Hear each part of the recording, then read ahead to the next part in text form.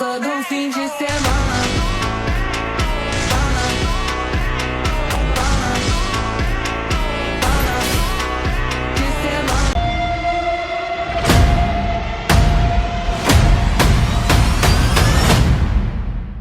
বন্ধুরা, mega campaign এই ইভেন্টটা আমার কাছে খুবই ভালো লাগছে এবং সবচেয়ে বেশি ভালো লাগছে ডাইট রেসিংটা।